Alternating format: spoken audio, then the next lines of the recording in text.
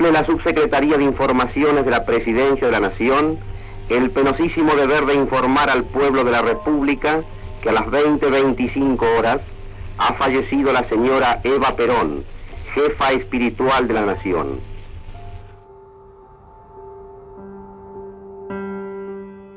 Millones de argentinos lloran con desconsuelo la pérdida de una joven de 33 años, que ha promovido la justicia a favor de los pobres y la esperanza entre aquellos que carecían de futuro.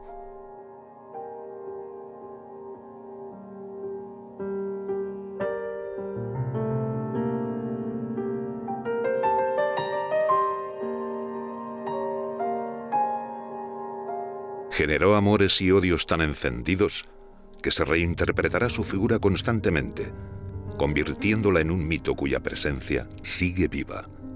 Una mujer que cumplió en vida uno de sus mayores deseos, entrar en la historia.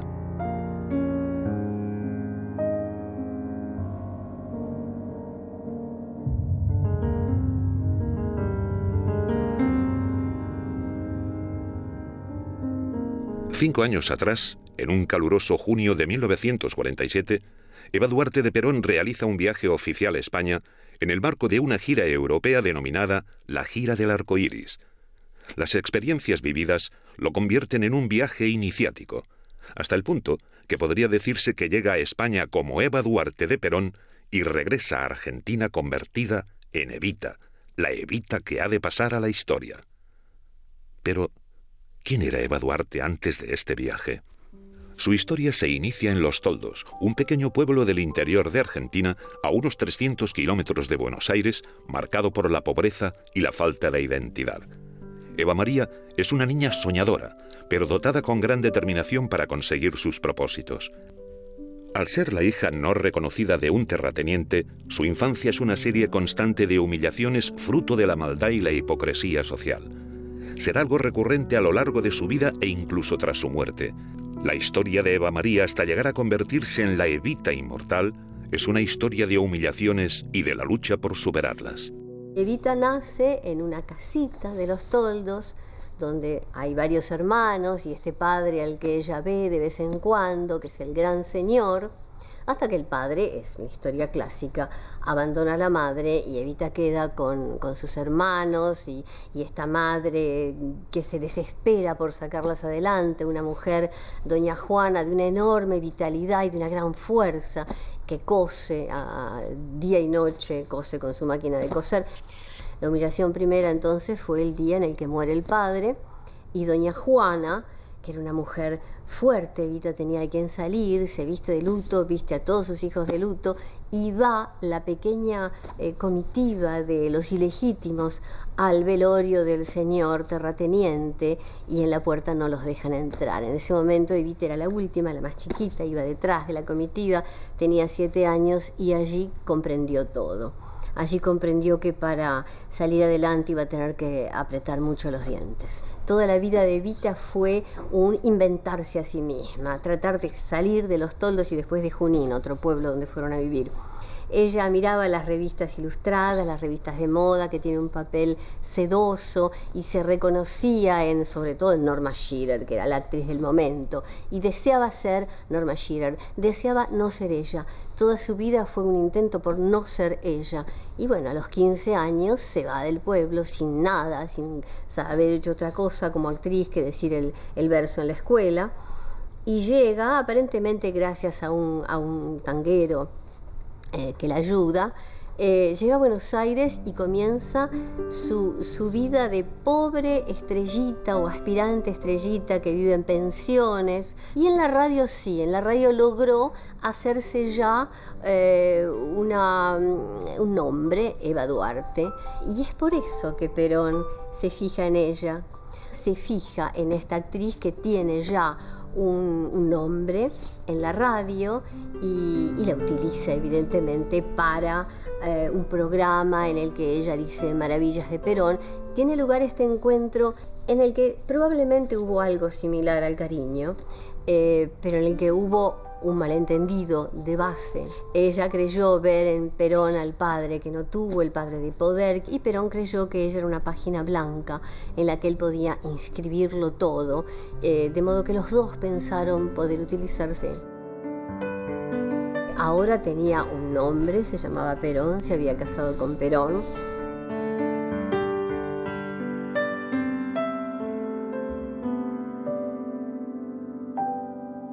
Sin embargo, su afán de legalidad la lleva paradójicamente a cambiar en el registro su nombre de Eva María por María Eva.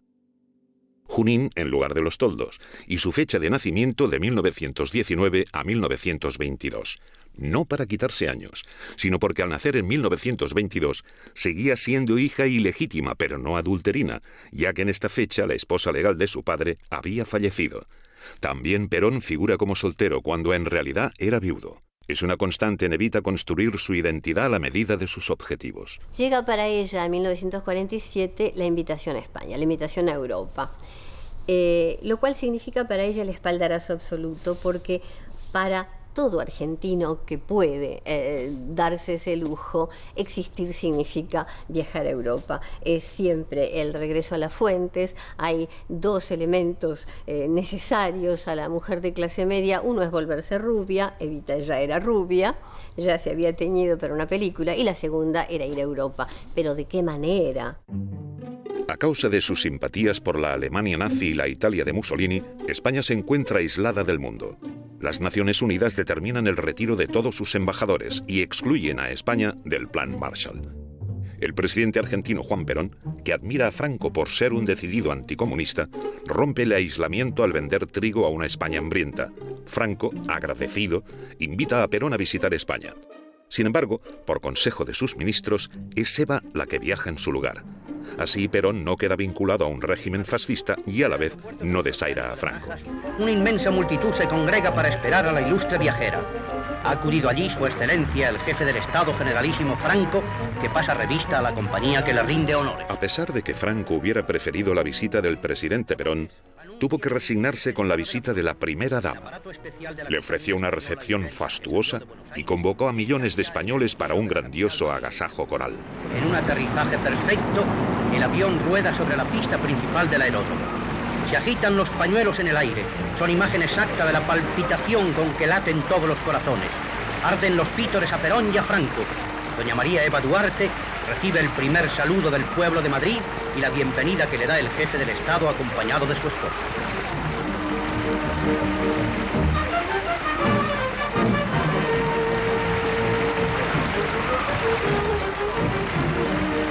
Se efectúa a continuación la presentación a las personalidades oficiales. La primera dama argentina no oculta su intensa emoción. La salida del aeropuerto se hace también entre constantes manifestaciones de entusiasmo. La comitiva emprende su marcha hacia la ciudad, escoltada por el clamor popular. En la Plaza de Oriente se concentran miles de almas para rendir a la Argentina, en la persona de doña María Eva, su homenaje fervoroso. El amplio espacio de la monumental plaza se llena por completo.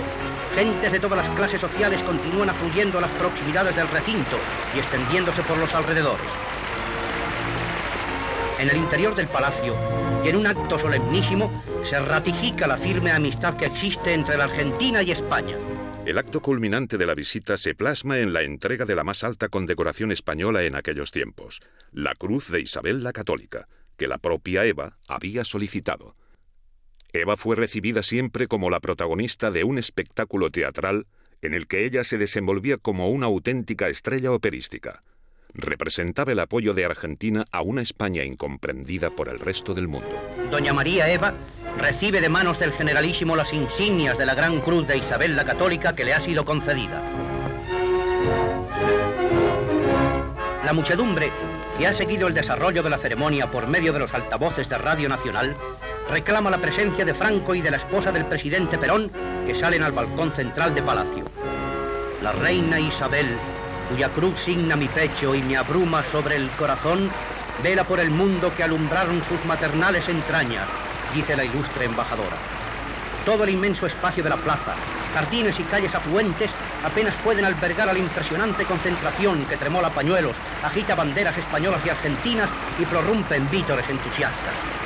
Madrugón, os devuelvo en el estrecho abrazo de mi pueblo trabajador que me dio para vosotros.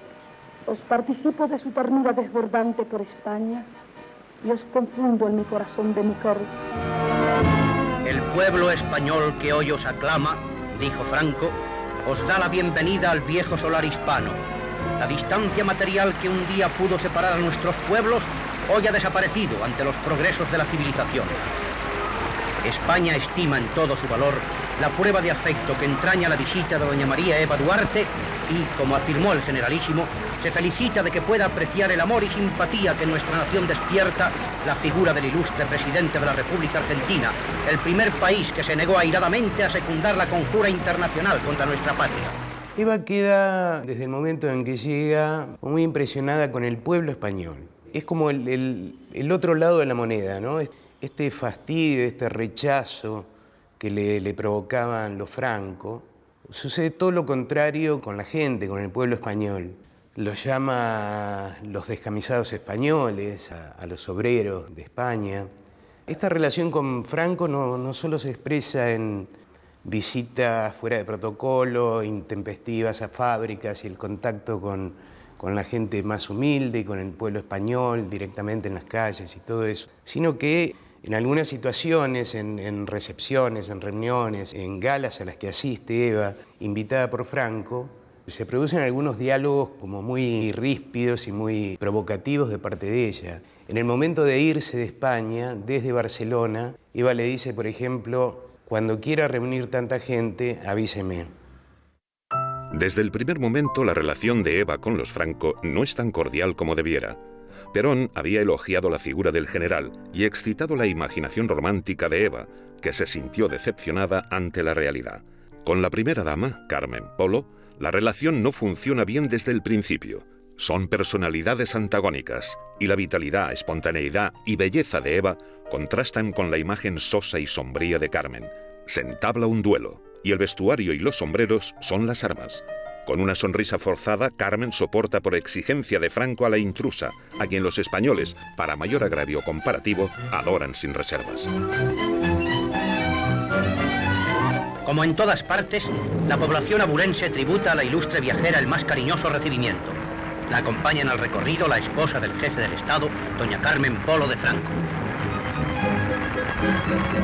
A pesar de estar casada con un general, Eva sentía animadversión hacia los militares. En Argentina los consideraba la mano ejecutora de los oligarcas, a los que tanto odiaba. Por su parte, los militares españoles se encontraban por primera vez con una mujer de sus características pasándoles revista. Evita pidió que se dieran honores de jefe de Estado y además con algunas peculiaridades, como poner una cama de matrimonio en el avión, que unos cazas la escoltaran desde que el aparato en que venía ella entrara en el espacio aéreo español. A Franco no podía extrañarle mucho porque lo había hecho con su propia mujer. Es decir, Carmen Polo tenía honores de jefe de Estado, en marcha nacional, arma presentada. Por lo tanto, si Evita lo exigía, por un lado, como él lo había hecho para su mujer, tampoco le preocupaba mucho. Y segundo, bueno, pues había que complacer a un régimen del cual prácticamente dependía la alimentación española. Evita era una persona muy altanera. Era capaz de hacer desplantes, estaba acostumbrada a mandar viniendo desde abajo, lo cual siempre es complicado, y Franco ante esto lo aceptó. Franco tiene esa capacidad ambivalente, es un hombre muy autoritario, pero cuando lo necesita es capaz de darle la vuelta a la situación, y con Evita hizo lo mismo. Evita tuvo unas ciertas actitudes de chulería y Franco las aceptó. A Franco le hacía gracia. Franco era un tímido, y un tímido ante una señora de estas características no dice nada, pero ríe intensamente y es más obsequioso. A Carmen Polo no, porque Carmen Polo era diferente. Carmen Polo era una señora muy híspida, siempre fue una señorita de pueblo, tenía una sonrisa un poco de momia egipcia y evidentemente tenía dificultades ante la competencia que Evita representaba. Mientras en Argentina la mayor parte del ejército es peronista, pero no todo. En España todo el ejército es franquista porque ha sido convenientemente depurado por la guerra civil y las depuraciones posteriores. Por lo tanto, Dios adquiere para los militares unas características de protector de Franco que incluso se ponen en las monedas. O sea, Franco tiene unas características teológicas y es admirado y adorado por el ejército como un gran general, como un gran político, como un gran hombre, como un ser excepcional, como un personaje puesto por Dios, gracias al cual se ha ganado una guerra considerable frente al comunismo, cosa que no ha sido capaz de hacer nadie.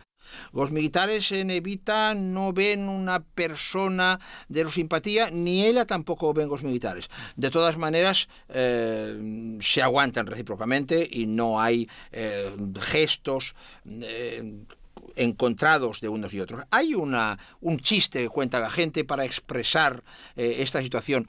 El franquismo, al no permitir más oposición que la de los chistes, es quizá seguro, el régimen político más generador de humor político que ha tenido nunca España. Contaban, pues, que Evita tenía puesto por Franco un viejo general que le ayudaba y la acompañaba en los viajes, hacía de guía, y entonces en Sevilla, cuando salían de una visita, alguien del público, mirando a Evita, que era una señora tan aparatosa, gritó «puta». Y Evita naturalmente se irritó y el general inmediatamente entró para carga. No se preocupe, señora, no se preocupe, yo llevo jubilado más de 10 años y todavía me llaman general. Evita no les tuvo nunca miedo a los militares, mientras muchos otros hombres, incluidos sindicalistas, se sentían presionados por el enorme poder de los militares. Evita no, Evita los insultaba si podía, oligarcas les decía, y sostenía que ellos eran el baluarte donde se defendía lo que ella llamaba la oligarquía. Evita fue muy terminante, no tenía, porque eso es lo que es difícil de explicar, tal vez para alguien que no conoció y vivió esos momentos. Evita era muy ¿cómo podría decirle? Muy drástica. Con los adversarios de Perón ella no quería nada, ni les pedía nada, ni dialogaba con ellos. La prensa española se vuelca en cubrir una gira maratoniana que durará 20 días. Recorrerá España de punta a punta con una abigarrada agenda que reúne multitud de galas, actos folclóricos, visitas protocolarias, ofrendas a vírgenes y visitas a fábricas. En la Plaza del Generalísimo se ha preparado en su honor una gran fiesta folclórica que contempla desde el balcón del ayuntamiento.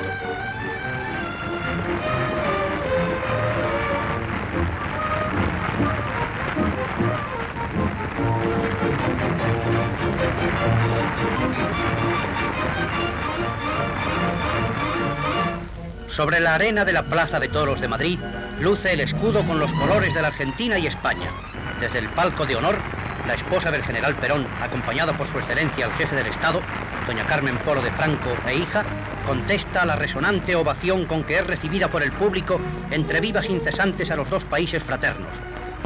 En el palco presidencial no se le regatean los aplausos. El diestro, que ha brindado a la primera dama argentina, corresponde con su saludo. Cuando la invitan a España, Evita comienza a desarrollar todo un discurso de nostalgia por la madre patria, porque era vasca, por Duarte, su padre biológico, y por su madre Ibarguren, es decir, por 3 de sus costados era vasca, de origen vasco. La llegada de esa mujer enérgica, desenfadada, que descubría sus pantorrillas y sus hombros al vestir y se teñía el pelo de rubio, supuso un fuerte contraste con la imagen de la mujer española de posguerra. En el año 47, cuando Eva Perón visita España, podemos decir que nos encontramos dos Españas completamente distintas. Por una parte está la España urbana, que es la España que realmente visita ella, que son las grandes ciudades industriales o comerciales. Y por otra parte está la inmensa mayoría de la población, es población campesina, está en el campo. No tienen radio, no tienen televisión, el cine a lo mejor lo tienen cada 15 días, y a esta gente le llegó la imagen de Evita a partir de El Nodo, que era el noticiario cinematográfico, donde con cierto retraso llegaba a los pueblos las noticias de ámbito nacional. Realmente hay que pensar que para la mujer del campo, Evita resultaba tan lejana como podía ser una actriz de Hollywood, ¿no? Una cosa absolutamente lejana. Para la mujer urbana, sin embargo, que ya había vivido o tenía recuerdos de la época de la República, cuando fue mucho más libre, pues Evita era sencillamente lo que a ella le hubiese gustado ser, de no estar en esa circunstancia de una España deprimida, de posguerra, donde había que darle la vuelta a los trajes porque no había dinero para comprar trajes.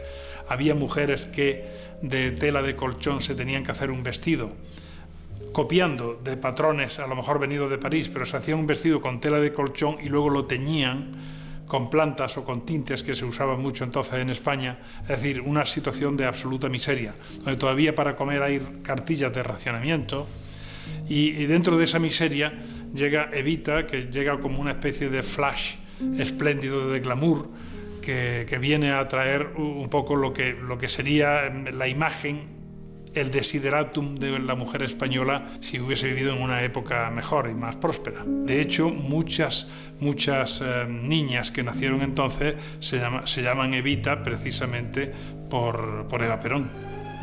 Una importante casa de modas de Barcelona presenta las nuevas invenciones de la elegancia femenina, que nada tienen que envidiar a las mejores extranjeras.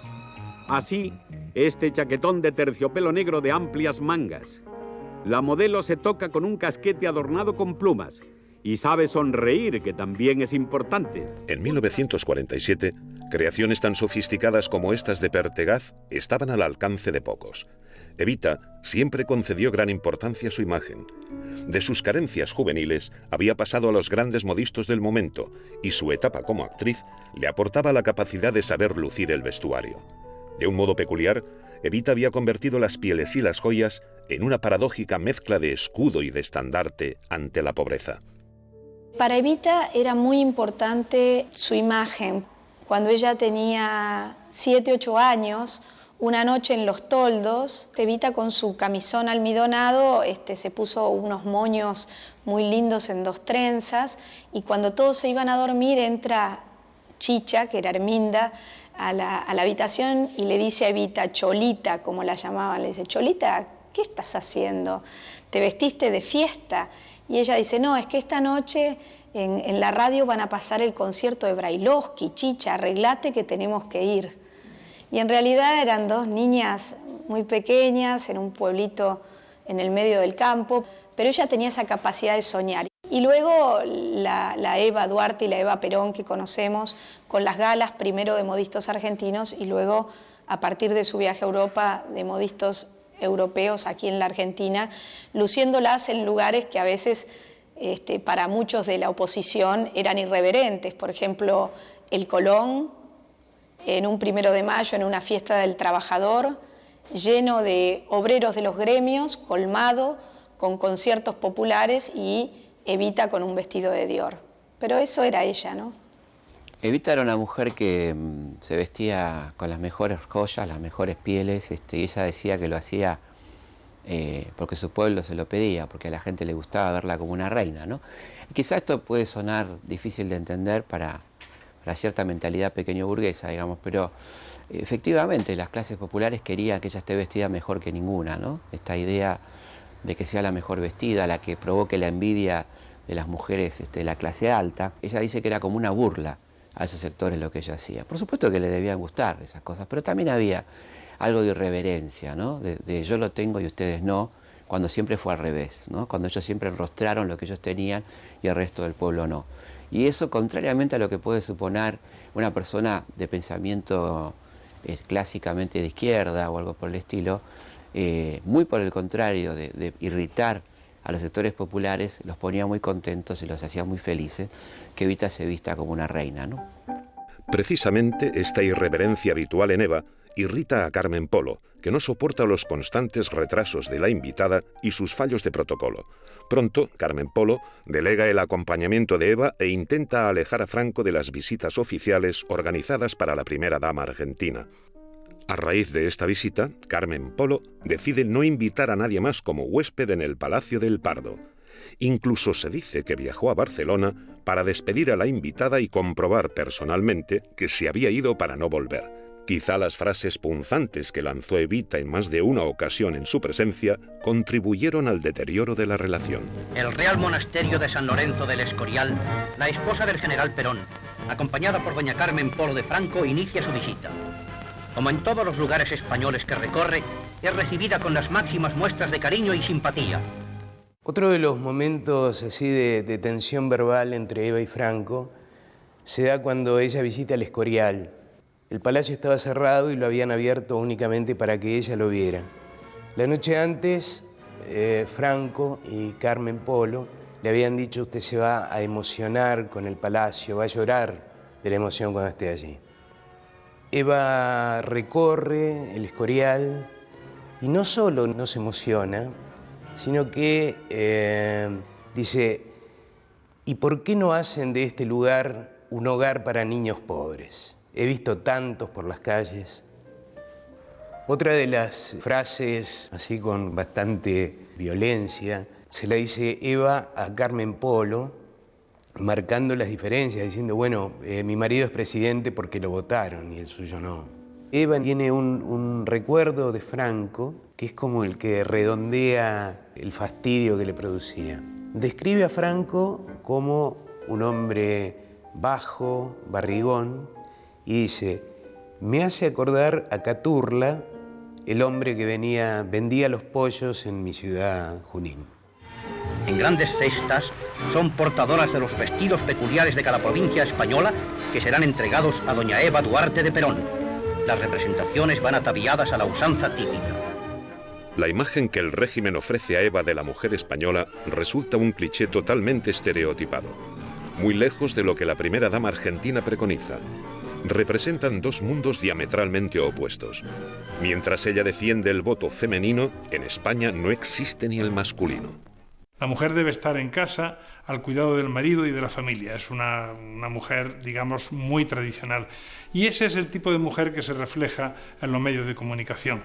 Por supuesto, la mujer debe ser agradable y ser atractiva para el marido.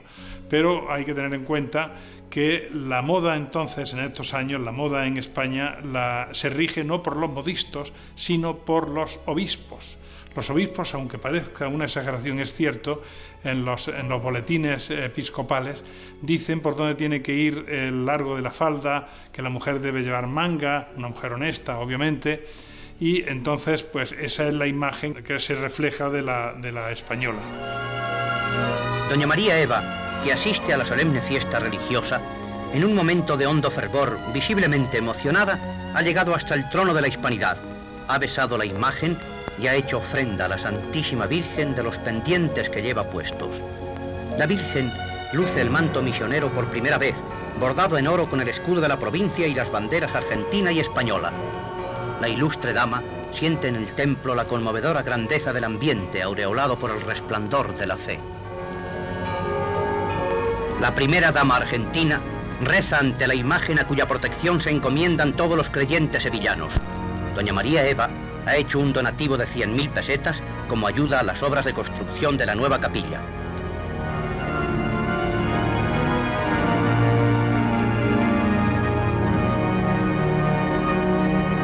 La Iglesia tenía una gran importancia, obviamente, en España. No en vano hablamos de esta época como el nacionalcatolicismo. La Iglesia ha recuperado grandes parcelas de poder dentro del gobierno y hay que someterse de algún modo a ella.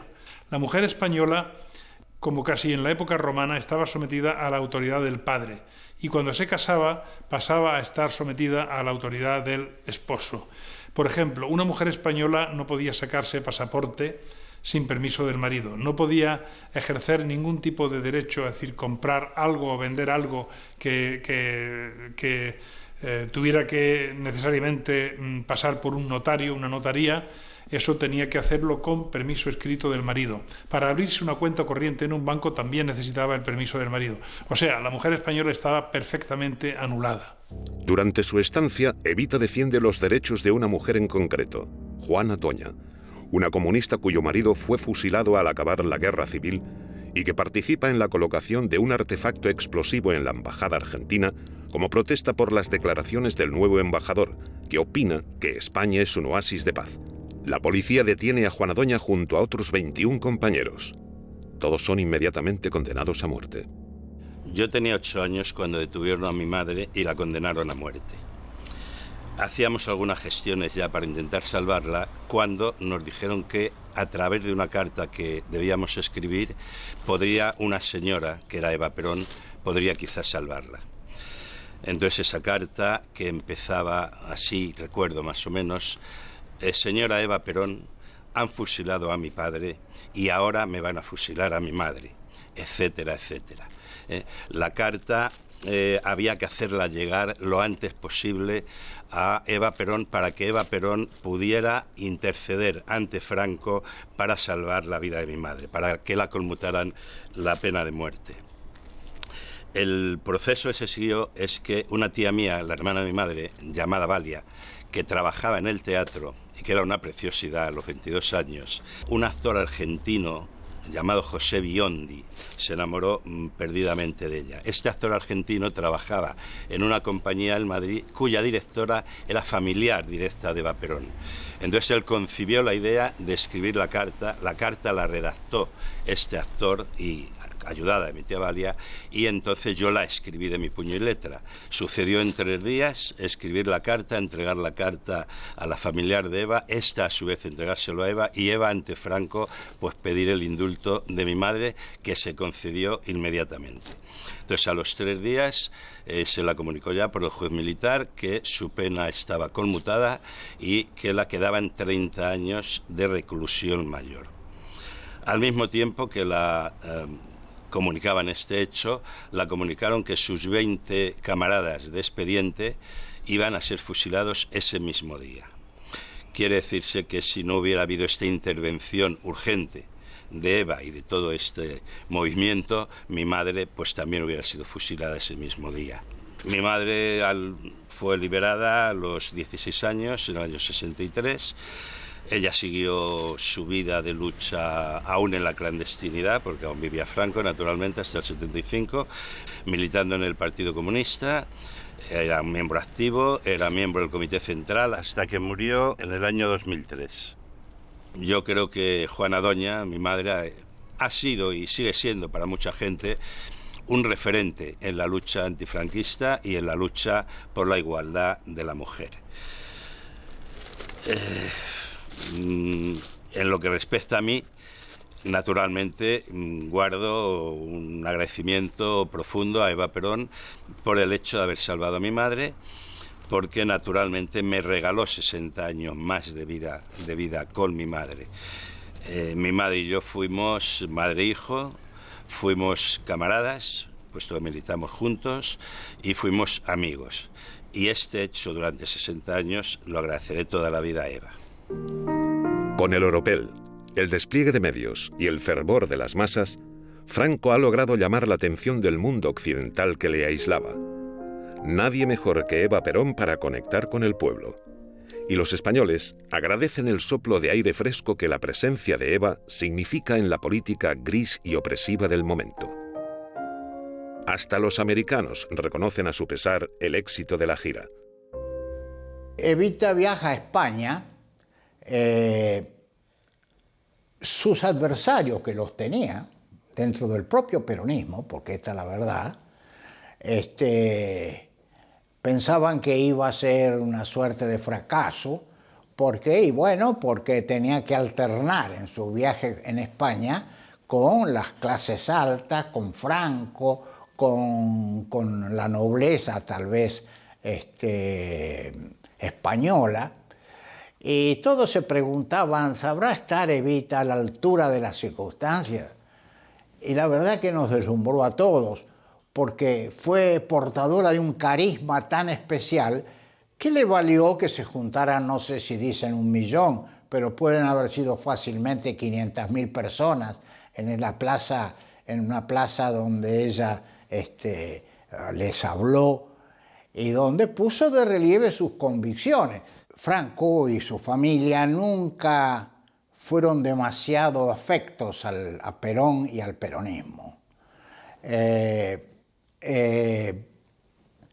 Les chocaba este militar y les chocaba el discurso de Evita, porque el discurso de Evita hoy podría ser inscrito en los discursos revolucionarios, porque Evita en el fondo lo que quería era un trastocamiento del régimen de castas que virtualmente dominaban el mundo, no solo en la Argentina.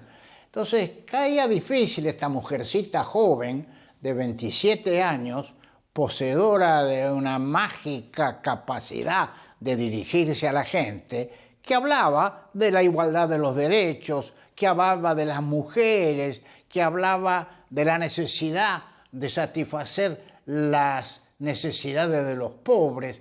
Y esto, bueno, yo creo que para lo que podemos llamar la oligarquía franquista, no le caía bien. Para suplir la carencia de experiencia política y protocolar de Eva, el gobierno argentino había armado una reducida comitiva de apoyo. Lilian Lagomarsino, esposa del presidente de la Cámara de Diputados y relación personal de Eva, había sido prácticamente obligada a acompañarla al expresar el propio Perón: si usted no va, Eva no querrá ir. Fue la consejera traductora y el mayor apoyo moral que tuvo Eva en la gira. Nos vamos a Europa. Bueno, yo me quedé fría, porque nos vamos a Europa, yo ya había decidido. Y le digo, ay señora, yo no voy a poder ir a Europa. ¿Cómo Lilian no va a venir? Va a ser una cosa preciosa. España nos invita, lo vamos a pasar regio, son 15 días. Lilian había sufrido mucho durante el viaje. En la etapa española, por ejemplo, había pasado noches enteras durmiendo en una silla al lado de la cama de Eva, por los miedos que Eva tenía.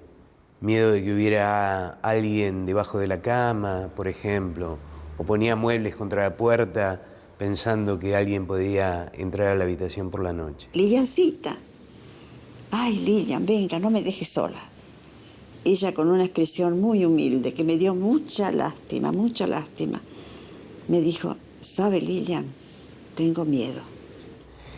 Todo este sufrimiento de Lilian tuvo un mal final. A partir de la llegada a Buenos Aires, la relación se enfría, se distancia, prácticamente dejan de verse y empieza una suerte de caída en picada para Lilian y su familia.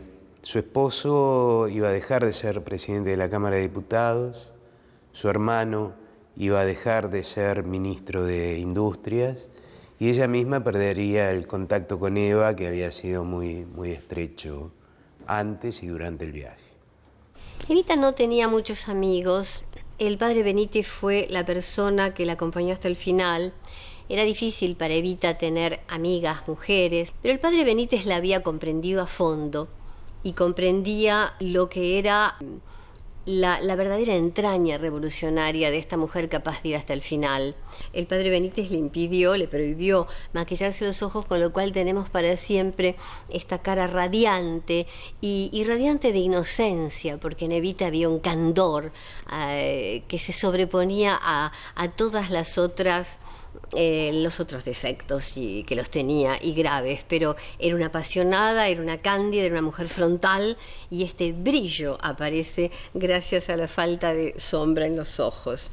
Perón llevaba dentro de sí el fracaso al no ser un revolucionario social de veras.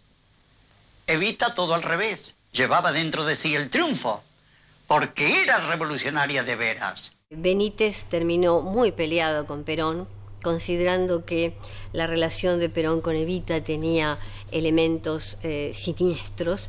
El miembro más díscolo de la comitiva era el hermano de Eva, Juan Duarte, famoso por sus líos de faldas y autor de algún que otro escándalo durante la visita a España. Juan Duarte, el hermano de Eva, era secretario privado de Perón y fue el que tuvo el destino más trágico de todos los miembros de la comitiva. Después de la muerte de Eva, 9 meses después, Juan aparece muerto en su departamento en una situación de suicidio por lo menos confuso. Las pericias indican que se había cambiado de posición el cadáver, que supuestamente se había matado con una pistola cuya bala no era la que tenía alojado en la cabeza, se había falsificado una carta, en fin. Es una muerte misteriosa la de Juan, que se explica sobre todo en la pérdida de protección después de la muerte de Eva. La visita finaliza y Eva se despide con palabras emocionadas. Quiero agradecerles desde lo más hondo de mi corazón todas las muestras de cariño que me han dado, que no son para mí, sino para vuestros hermanos los descamisados argentinos. Dejo parte de mi corazón en España.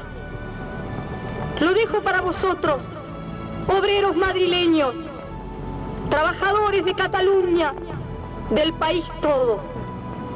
Lo dejo a vosotros.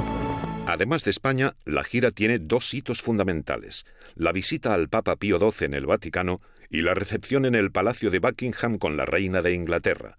Ambos eran estratégicos para el gobierno argentino y además satisfacían la ambición personal de Eva, pero ninguno de los dos salió como estaba previsto. A pesar de los esfuerzos del padre Benítez, unas damas de la oligarquía argentina enviaron un dossier malicioso al Papa. Aquello terminó con las esperanzas de Eva de recibir el marquesado pontificio por el que suspiraba. Por otra parte, cuando Eva se entera que la reina de Inglaterra la recibirá pero de forma no oficial, entra en cólera y cancela la visita. En Roma la recibieron muy bien, pero el padre Benítez, que era el que había manejado, el padre Benítez era su confesor, un personaje extraordinario, muy anarquista y con un fondo de rabia contra la jerarquía eclesiástica muy fuerte, y que decía que Evita era revolucionaria y Perón no. Bueno, el padre Benítez fue a Roma a tratar de arreglar esta entrevista de Evita con el Papa. A Evita en el Vaticano la llamaban la Magdalena Argentina, con una sonrisita. Fue difícil que la entrevista tuviera lugar. Realmente Europa necesitaba el trigo y la carne, pero Evita salió sin el título de marquesa pontificia y esa fue una absurda humillación para ella, porque realmente no necesitaba hacerlo. Sobre el viaje a Suiza, se ha especulado mucho ante la posibilidad de que sirviera para afianzar una red de escape de nazis a la Argentina. También con el oro nazi depositado en cajas de seguridad, algunas de las cuales estarían a nombre de Eva Perón. He tratado de hacer un trabajo muy riguroso como historiador y no hay ninguna documentación que pruebe que Evita en Madrid o en Suiza o en Roma se haya metido en el tema de escape de nazis a la Argentina.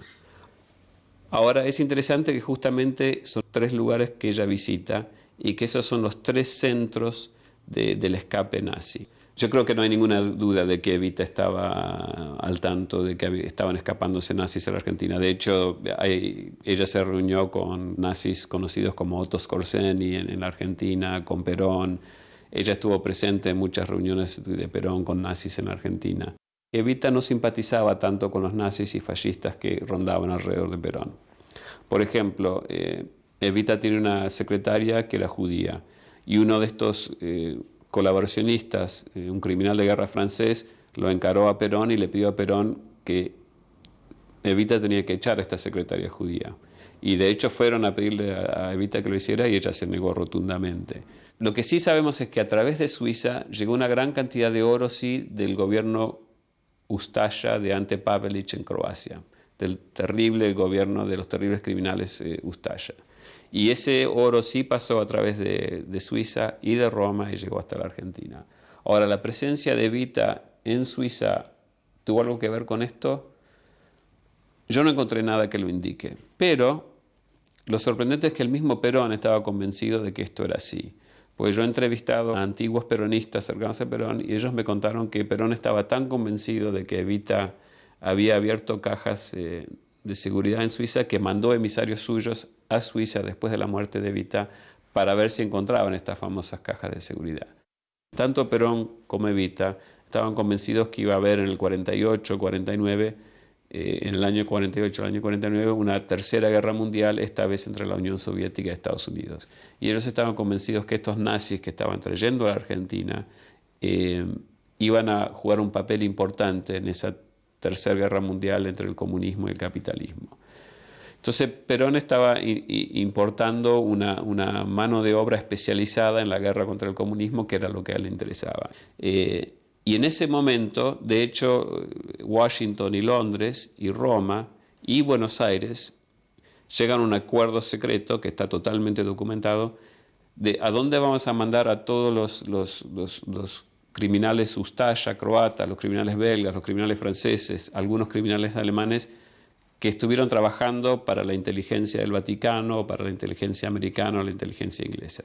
Y es ahí en ese momento que Perón levanta la mano y dice, yo lo estoy dispuesto a recibirlos. Y atrás de todo esto, atrás de todo este escape, por supuesto, está la sombra del que se convierte en el nuevo enemigo, que es el comunismo. Porque hay que tener en cuenta que para el Vaticano el peor enemigo siempre fue el comunismo y no el nazismo. El Vaticano no es que simpatizaba con los nazis, pero consideraba que el comunismo era el peor peligro. Eva se convirtió en Evita, en parte debido a la toma de conciencia de su poder personal, exaltado a causa de la recepción faraónica y desproporcionada que tuvo en España. Franco había invertido en este evento para hacerse visible en el mundo como un bastión contra el comunismo, frente al cual Occidente estaba dispuesto a perdonar e incluso apreciar algunas reminiscencias fascistas.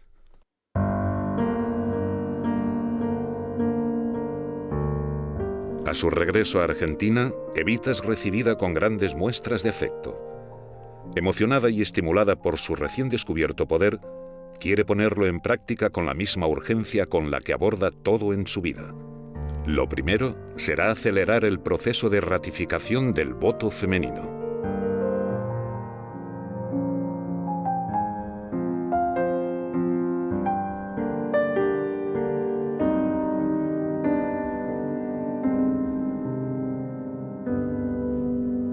Otro de los grandes logros de Evita es el haber exaltado, digamos así, el valor de la mujer y el rol de la mujer en la sociedad.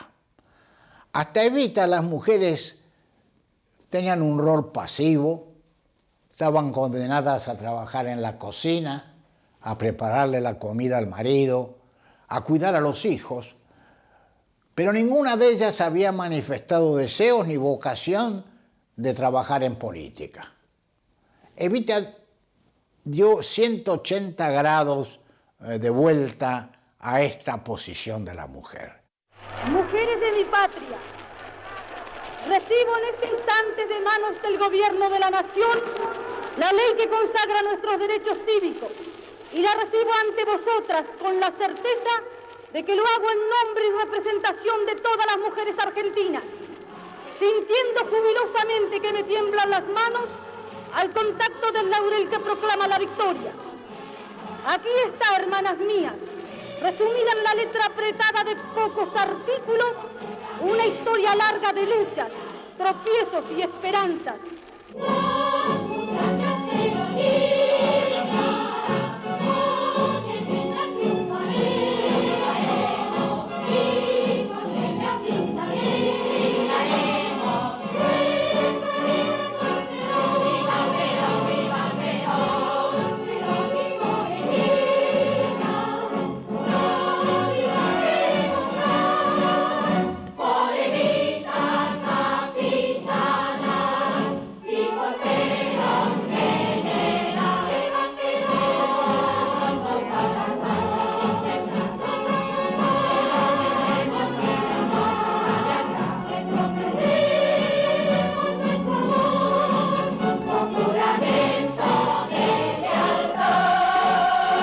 Se acabó el rol inferior de la mujer.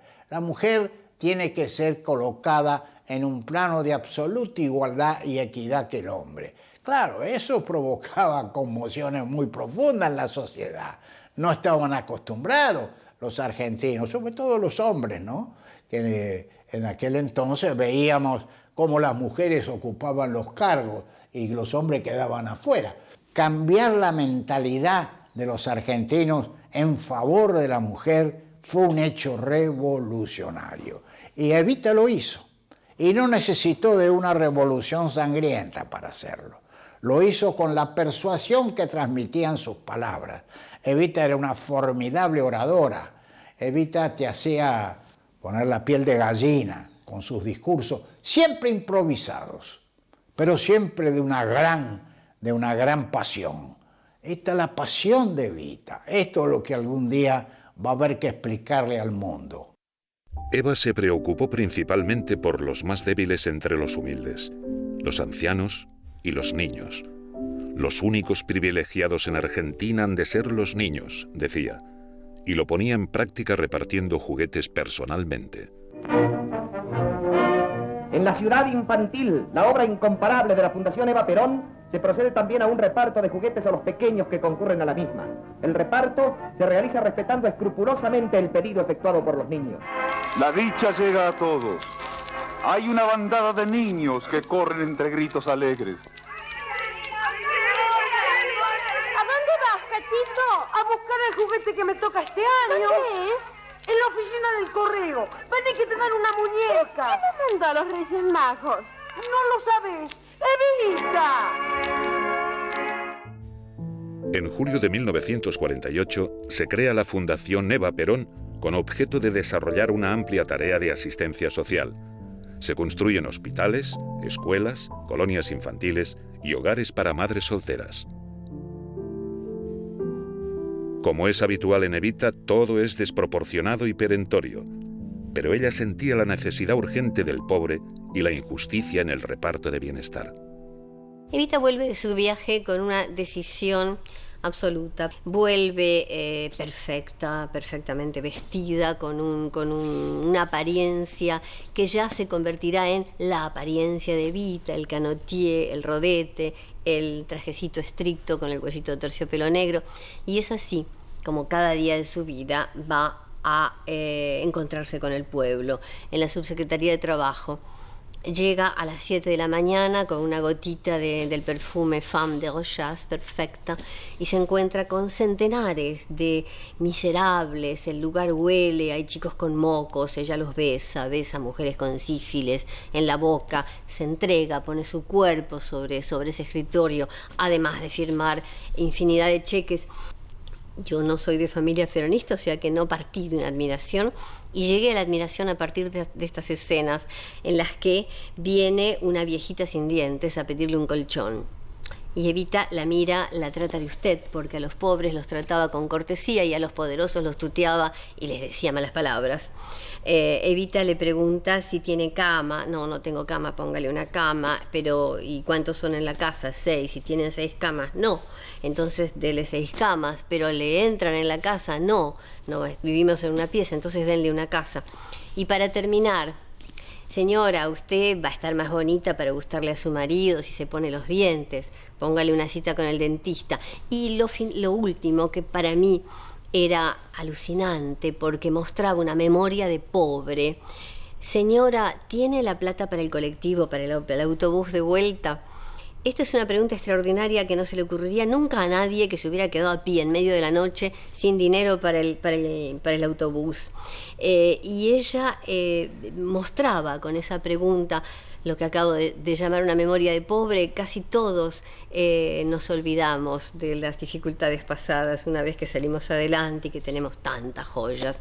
Ella no se olvidaba, ella decía, el rico cuando piensa en los pobres piensa en pobre. Yo quiero pensar en rico. A su regreso, no solo la actitud y el compromiso político y social de Eva evolucionan, también su imagen. Progresivamente va vistiendo con más sobriedad, luce menos joyas y se concreta el famoso rodete de su peinado de ejecutiva que pasará a la historia. Era diferente de lo que llevaban las mujeres en aquel tiempo, hasta el extremo de que, por ejemplo, en España yo era aprendiz de peluquería cuando ella hizo la gira por España, y mujeres españolas que me decían, yo quiero un peinado como el de Eva Perón. Vemos un cambio en los peinados de Eva Perón. Pueden ser más como de actriz en ciertos años. Y después, en su gira por Europa, Los peinados son también espectaculares, pero van cambiando poco a poco. Vamos viendo más, se va cambiando hacia un rodete que a veces puede ser de trenza o a veces de pelo de puntas recogidas. Y al iniciarse la enfermedad le hizo llevar a que los peinados eran ya más recogidos, más simplificados, con una simple trenza por detrás, fácil de aplicar. Y ella en aquella época estaba tan metida en su trabajo que no lleva peinados espectaculares, lleva peinados tirantes, simplificados, simples de realizar en 2 minutos. Pienso que Eva Perón fue una mujer que supo crear su imagen. Tenía una intuición tremenda y un sentido de imagen impresionante, espectacular. Primero, exhibicionismo, porque ella era actriz, posteriormente más elegancia, posteriormente simplificación. El carácter de Evita también cambió. La exigencia y la urgencia marcaron progresivamente su camino trazado por la voluntad de entrega a los pobres.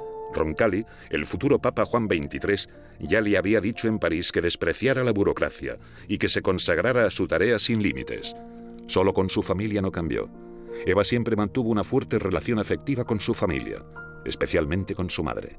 Con ellos se mostraba tal como era, sin reservas. Juana Ibarguren, la madre de Evita, era una mujer increíble. Yo llegué a conocerla.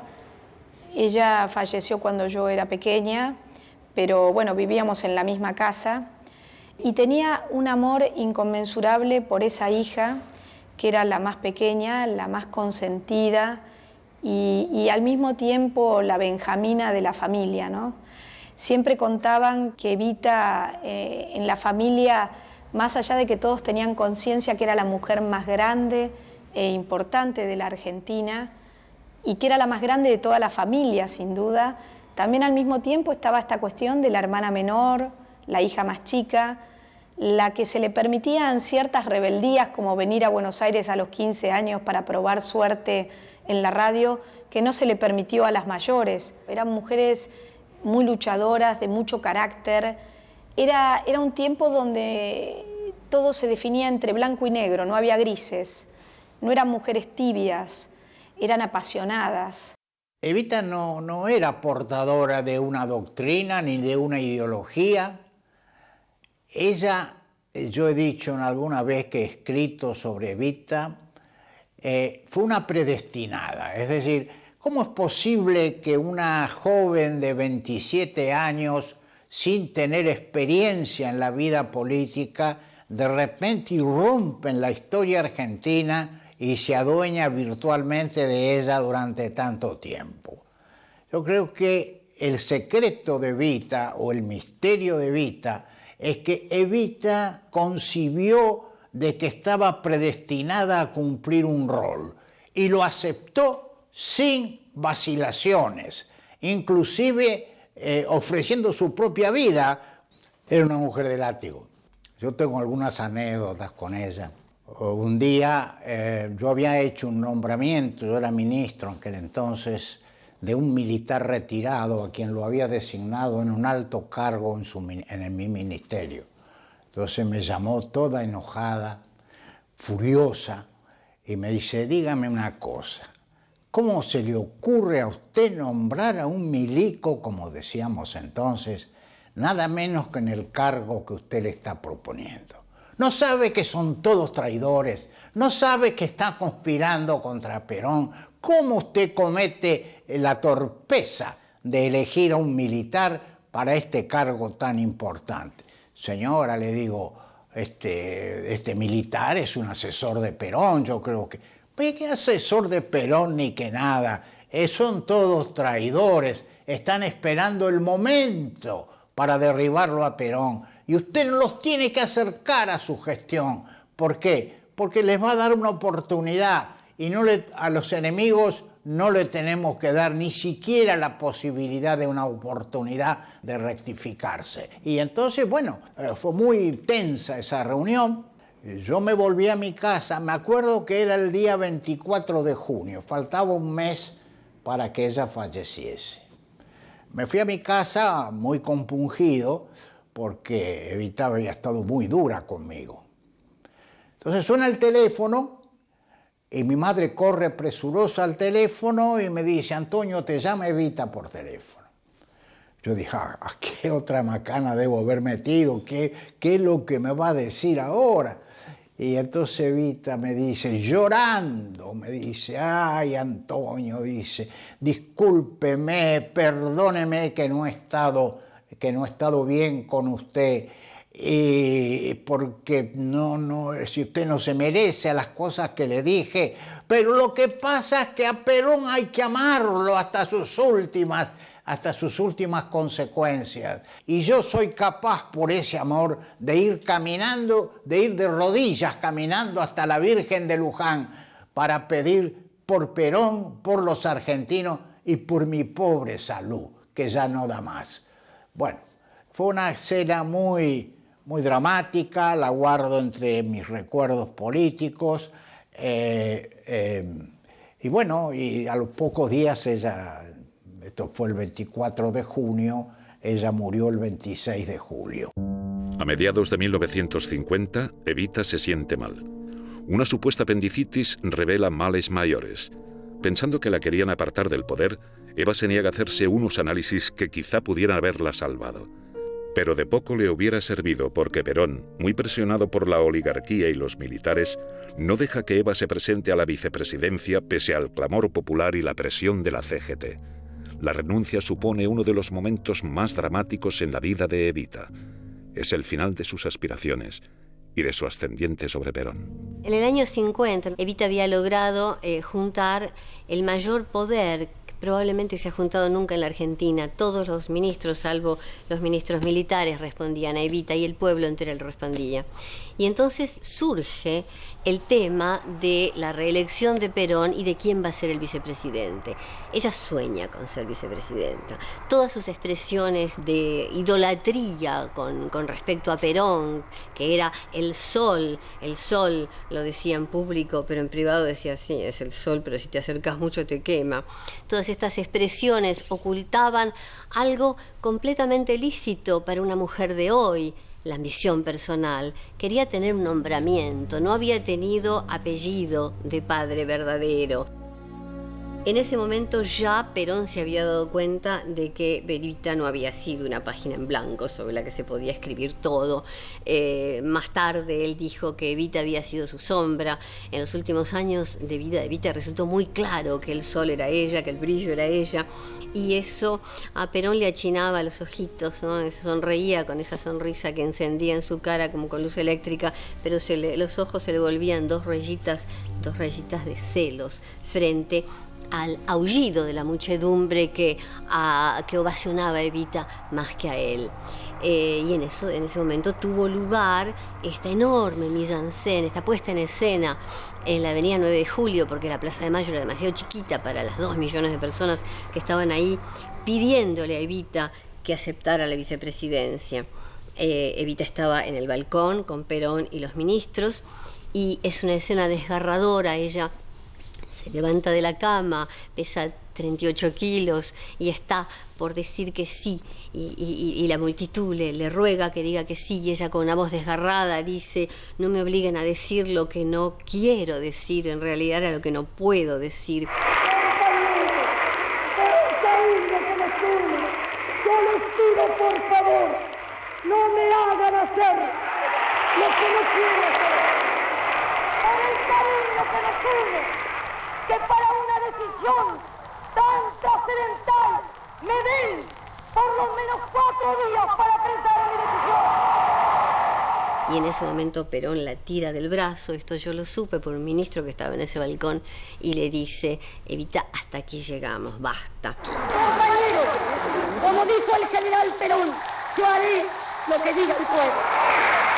Y Evita fue glorificada por su renunciamiento. Se nombró un día del renunciamiento. Ella había renunciado a la vicepresidencia porque las mujeres renuncian, porque ella vivió diciendo que solo era una humilde mujer, y cómo una humilde mujer iba a aceptar un cargo semejante. Se la glorificó por perpetuar el tradicional masoquismo femenino. Compañeros, en la soledad de mi conciencia y reflexionando fríamente, He tomado mi propia decisión. Ahora quiero que el pueblo argentino conozca por mí misma las razones de mi renuncia indeclinable. Declaro que esta determinación surge de lo más íntimo de mi conciencia y por eso es totalmente libre y tiene toda la fuerza de mi voluntad definitiva. Cuando Perón ganó la reelección, en parte gracias al voto femenino, en parte gracias al voto de las mujeres, que en forma no masiva, porque había mujeres antiperonistas y cómo, pero en forma amplia se debía a Evita. Ese día Evita decidió salir de su cama y acompañar a Perón en el auto descubierto. Y es una escena estremecedora porque ella no se podía sentar en la cama. Se hizo construir un armazón de yeso y las malas lenguas dicen que también un armazón de yeso para el brazo, porque no se podía mover, pero durante toda la largo trayecto en el automóvil descubierto, ella iba atada con este armazón y cubierta con un tapado de piel que ocultaba esta especie de yeso. Dicen las malas lenguas que también tenía enyesado el brazo porque no dejó de saludar un solo minuto. Y era un gesto a la vez duro, pero un gesto de un desconsuelo infinito. Era la despedida al pueblo y a la vez, supongo que de una felicidad infinita, porque el pueblo al que había amado tanto estaba allí diciéndole adiós. La cuestión de por qué Eva, que era una persona que era controladora y tenía un conocimiento muy minucioso de todo lo que pasaba con ella y en su entorno, tuvo un desconocimiento de la enfermedad prácticamente hasta el final de su vida, yo creo que responde a dos causas fundamentales. Primero, a una personal, es decir, Eva quería seguir viviendo. Y esto es indiscutible y por supuesto se aferró a la esperanza que daba un diagnóstico distinto del de cáncer. Y el segundo punto es que en aquella época era altamente infrecuente que un médico a su paciente le dijera la verdad cuando lo que sufría era un cáncer. El testimonio que nosotros tenemos es muy directo de cómo Evita se entera de su enfermedad. Lo narra en forma minuciosa el padre Hernán Benítez, que fue el confesor de Evita, y él narra que en aquellos días ya casi finales de su enfermedad, en los cuales a Evita le trataban de organizar algún tipo de entrevistas para que se entretuviera y para que tuviera aún la esperanza de que podía curarse, decía, le armaban visitas de algunas de las personas necesitadas, de sus descamisados, a los cuales ella atendía para satisfacer algún pedido. Y entonces llega una vez una señora y la señora habla con Evita y Evita por supuesto le da lo que ella pide y entonces la señora en un llanto le dice, pero señora, siendo que usted es tan buena, ¿cómo es tan injusta la vida que usted tiene un cáncer? Y ese fue el momento en el cual Evita se enteró. Insisto, el testimonio es del padre Hernán Benítez, muy directo. Unos 20 días antes de su muerte, me hizo llamar casi de madrugada. Al entrar a su cámara, no me saludó, sino que me dijo que otros me mientan, no me extraña. Pero que usted me haya callado la verdad, no puedo explicármelo. Usted sabía que tengo cáncer. Usted sabía que es incurable. Usted sabía que tengo los días contados. Usted sabía que yo me muero. Y usted no ha tenido el coraje de decir que me muero.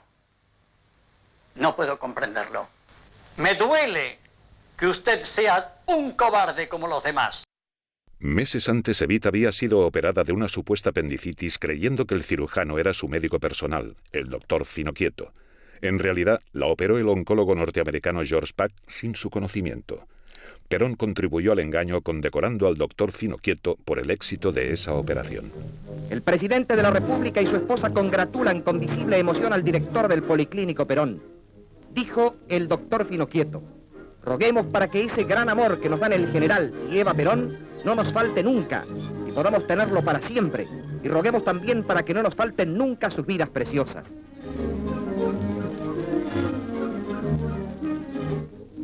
la causa más común de cáncer de cuello uterino hoy es el papilomavirus humano. Por lo tanto, a cualquier persona que hoy sufriera, una mujer que sufriera esta enfermedad, seguramente, si es una persona que tiene una pareja estable, se le hará a quien es su pareja un examen para descartar o confirmar que no tuviera el papilomavirus humano. Perón además tenía un antecedente. Su primer mujer, Porota Tizón, había también muerto de cáncer de cuello uterino. Por lo tanto, la hipótesis de que Perón hubiera tenido el papilomavirus humano es total y absolutamente verosímil. La enfermedad fue muy humillante para Evita porque, por supuesto, la postró total y absolutamente. Es una enfermedad muy dolorosa, es una enfermedad muy invalidante, es una enfermedad además muy vergonzante. Evita vivía su enfermedad con carácter realmente vergonzante, tanto es así que ella pedía que ante cada examen ginecológico le aplicaran anestesia general, así que esto da una idea de cómo sufría ella, de cómo veía afectado su pudor ante la circunstancia de que un médico tuviera que hacerle los exámenes genitales. Aunque Evita no supiera el alcance terminal de su enfermedad, el dolor que no remitía y su intuición le hacían temer los peores presagios. Algo de eso anticipó en su discurso de despedida. Yo no quise ni quiero nada para mí. Mi gloria es y será siempre el escudo de Perón y la bandera de mi pueblo. Y aunque dicen el camino jirones de mi vida, yo sé que ustedes recogerán mi nombre y lo llevarán como bandera a la victoria. Evita con los poderosos era terrible. No era así con las enfermeras. Las enfermeras tienen un recuerdo de enorme afecto hacia Evita porque el trato que ella tenía con sus enfermeras era de un gran cariño. Un trato normal, de mucho respeto, una actitud admirable porque era una persona admirable en el sentido de que es sumamente agradecida, es una forma de pedir las cosas, solicitarlas.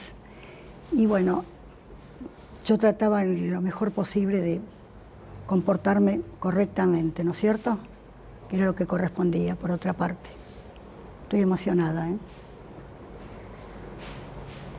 Aceptaba lo que tenía. Eso se lo puedo garantizar. Aceptaba lo que tenía. Eso sí dijo un día, soy tan chiquita para tanto dolor, pero si Dios me lo manda, esto es así.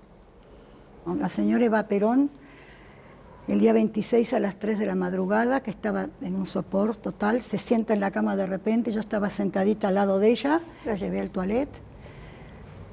La señora hizo una necesidad fisiológica, quiso arreglarse ella en ese momento, pero yo la sostenía permanentemente porque estaba muy débil. Luego vamos al lavabo, se mira en un espejo enorme mientras se lavaba las manos y me dice, falta poco ya. Y le digo, sí señora, falta poco para volver a la cama. No querida, falta poco para irme yo. Fueron sus últimas palabras, la llevé a la habitación de nuevo, la acosté, la arropé bien y urgentemente fui a buscar al médico. Se durmió hasta el siguiente día, o sea, el día 26, que fallece a las 20:25, que yo observo la hora y se lo comunico al maestro Finoquieto. Muere a las 20:25 del día 26 de julio. Murió, pero con una placidez en su rostro, una tranquilidad absoluta, sin un estertor, para nada. Como si fuera un sueño. Así quedó Eva Perón, naturalmente. Yo le rezo todas las noches a Eva Perón. Es como si la viviera, no sé, es así. Es como con mi hermana, lo mismo, o con mi madre, o mi padre. Pero con ella hay una fuerza especial, no sé, no podría explicarla. Pero Eva Perón es mi recuerdo eterno.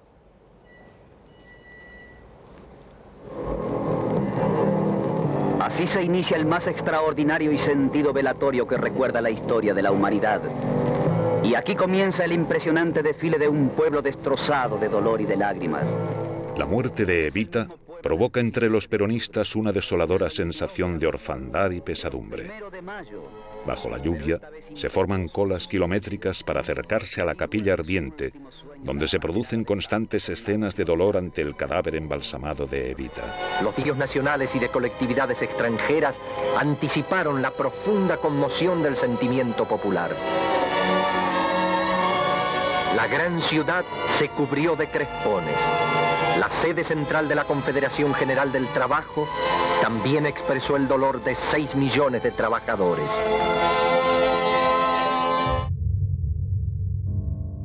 Al cabo de 3 años, los presagios de Evita se cumplen.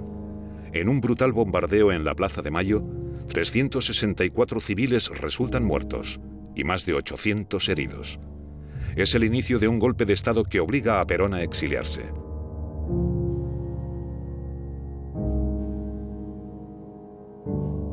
La llamada Revolución Libertadora inicia un drástico programa para hacer desaparecer todo aquello que tenga que ver con Evita y con Perón, incluyendo el Palacio Presidencial, hasta el extremo de que citar sus nombres está penalizado.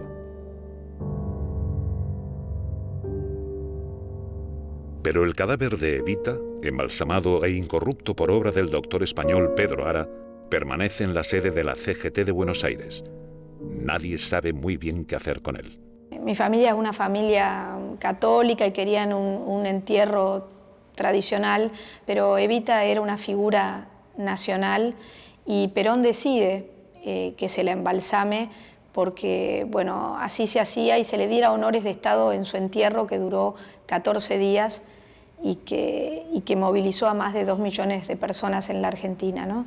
Entonces, bueno, ese trabajo de Ara, que dura 2 años, cuando llega el golpe y raptan el cadáver, los raptores, estos militares, tomaron el cadáver, lo pararon sobre brea, le dieron trompadas, le volaron la nariz, tiene un puntazo en la frente, bueno, maltrataron su cuerpo, quebraron sus rodillas y desquitaron en el cadáver la furia que tenían frente al gobierno de Perón. Tras el golpe de Estado, el coronel Morikeri secuestra el cadáver de la CGT y lo somete a diversas vejaciones. Su obsesión se convierte en necrofilia. Por el medio hay una cantidad de cosas que contribuyen a hablar de la maldición de Evita, ¿no? Como el episodio del mayor Arandía, que le toca llevarla a su casa, custodiarla en la baulera de su casa. Está obsesionado con que la van a venir a rescatar los sectores de la resistencia peronista, que efectivamente seguían el trayecto del cadáver. Estamos hablando de raptores de un cadáver, ¿no? Y él dormía, Arandía, con una pistola 9 milímetros bajo la almohada. Una noche se despierta sobresaltado, ve una figura femenina caminando por delante de su cama, vacía el cargador en su mujer embarazada de 9 meses, soñando con Evita. Por una circunstancia fortuita que se da a partir de que Morikeri, este personaje muy siniestro, señor de la Ciénaga, quiere decir el apellido traducido, tenía en su despacho de la CIE, Secretaría de Informaciones del Ejército, el cadáver de Evita escondido en una especie de caja donde se contenían aparatos de radio que se usaron durante la Revolución Libertadora. Fortuitamente, en un momento concurre a su despacho la joven María Luisa Bernberg, que luego sería una gran directora de cine, y él le muestra, mira lo que tengo acá, la Eva. Esta chica sale espantada de ese lugar y ahí se decide, a través de la Iglesia Católica, lanzar un operativo de sacar del país los restos de Evita, que van a terminar siendo enterrados en el cementerio mayor de Milán bajo el nombre falso María Magi de Magistris, algo así como maestra de maestros. En el año 71 se le devuelve el cuerpo a Perón. El cuerpo va a permanecer en la residencia de Puerta de Hierro, en el primer piso, donde José López Rega, secretario privado de Perón, hacía ceremonias secretas, mágicas, tratando de pasar energía del cadáver de Evita al cuerpo de Isabel Perón. Tuve la oportunidad de entrevistar a un ambulanciero de una casa mortuoria que trasladó el cuerpo de Evita de Milán hasta Puerta de Hierro. Este señor contaba su experiencia. Él no sabía que estaba llevando a Evita, estaba llevando a María Magi de Magistris. Cuando cruzó la frontera de Bayona entrando por España, fue rodeado por una cantidad de autos, tuvo que detener el vehículo, bajó gente que se arrodilló a rezar y él no entendía nada de qué se trataba hasta que ahí le contaron que estaba llevando a Evita. Y esa gente eran argentinos que fueron a recibir a la banderada de los humildes. Es decir, que Evita estaba yendo nuevamente hacia España, después de tantos años, desde 1947, acá estaría el segundo viaje de Evita a España. Allí se decide hacer una restauración del cadáver, entra un restaurador llamado Domingo Telechea y ya dicen los que conocieron a Evita que la Evita que quedó no era Evita como en la versión original, ¿no? Aún después de muerta, Evita inspiraba terror a los déspotas. Cuando Videla, en el último golpe militar de la Argentina, tenía que asumir el gobierno, Isabel, López Rega, que eran los presidentes, Isabel era la presidenta, pero bueno, López Rega actuaba de oficio, Videla va a la residencia Olivos, donde ellos tenían el cadáver de Evita, si bien mi familia había reclamado poder darle cristiana sepultura, Videla entra y tiene miedo de ese cadáver. Tiene miedo de ese cadáver, cree que los peronistas de la resistencia pueden venir y tomar ese cadáver como bandera. Le dicen a mi familia que hay que hacer una tumba de seguridad si quieren que les entreguen el cuerpo de Evita. Y en esa tumba, que está a 6 metros de profundidad, 2 pisos abajo en la Recoleta, hubo que hacer paredes de hormigón como si fueran antisísmicas para que, bueno, nadie pudiera usar el cuerpo como bandera. La realidad es que le tenían miedo, le tuvieron miedo viva y le tuvieron miedo muerta. Y le tienen miedo a la bandera que significa hasta hoy. Le tienen miedo todos aquellos que creen que la igualdad no es posible, ¿no? Así como los sectores populares la aman y la siguen teniendo como algo de un respeto reverencial, los sectores más reaccionarios de la Argentina siguen teniendo por eso un odio que todavía se mantiene a lo largo del tiempo, ¿no? Me acuerdo un calendario del gremio de canillitas del año 52, ya Evita enferma, y que el gremio decía Santa Evita. Estaba ella con una aureola y con una túnica y era Santa Evita en vida, ¿no? Entonces esa Santa Evita es lo que nosotros llamamos un poco el mito blanco. También está el mito negro, que es el mito construido desde la oposición, donde ella es la encarnación del demonio, donde ella es una mujer que ejerció la prostitución, donde no hay nada rescatable en toda su acción, ni privada ni pública. Luego, en la década del 70, esa Evita revolucionaria se encarnó como bandera y muchísimos compañeros entregaron hasta su vida por esa lucha, ¿no? Por la lucha que ella encarnó de la revolución en paz, que fue el primer peronismo, del cambio social. Y ese es el mito rojo, donde se decía todo el tiempo, bueno, si Evita viviera, sería montonera. Cuando pensamos a Evita hoy, sentimos que en su vida han transcurrido sobre ella varios mitos que se han construido por fuera. Pero Evita no fue un mito, fue una realidad para la Argentina.